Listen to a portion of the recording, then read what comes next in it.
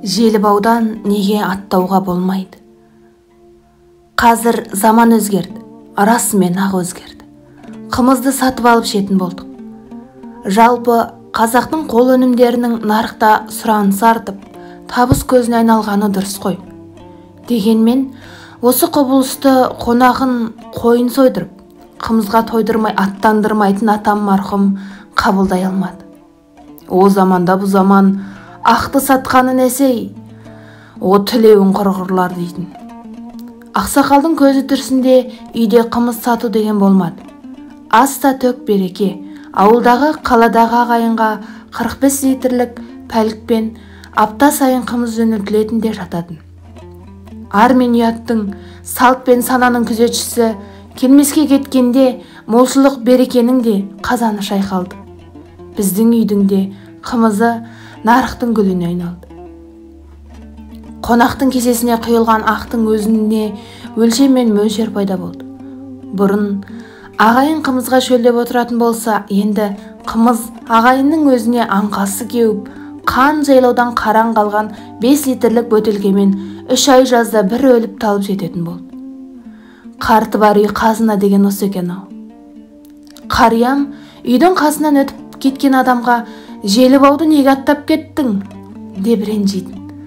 Жастарға желібауды аттау сол шаңыраққа деген құрметсіздік, менсінбеушілік болатынын айтып, құдайы, арнайы, қыдырма қонақтан бөлек жоқ іздеген жоқшыға, көлденеңнен өтіп бара жатқан көк аттыға, тіпті алып сатар саудагерге де тауқыметіне қарамай қымызын телегей теңіз тегештеп тегін беретін.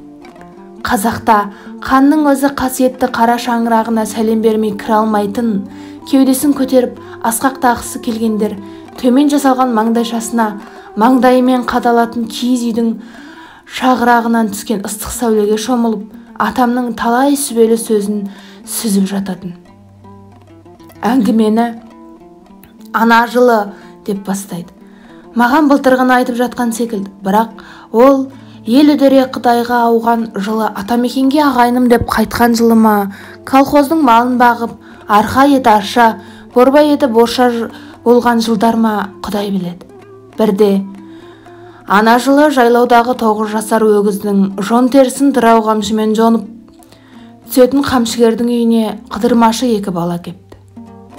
Қонаққа қызмет етіп аттарын байлаған ақсақал жөн сұраса, жүгірмектер «Қымыз ішіп жүрміз» деп жауап беріпті. Үйге кіргізіп тегенемен қымыз құйып, әбден ыңқайдып тойдырған ақсақал ыдырау қамшысын алыпты да, екеуін аямай сабап-сабап үйден қуып шығыпты. Сондағы айтқаны: «Әкеңнің аузын ұрайындар, амандаса келдік демей ме атам қазақ?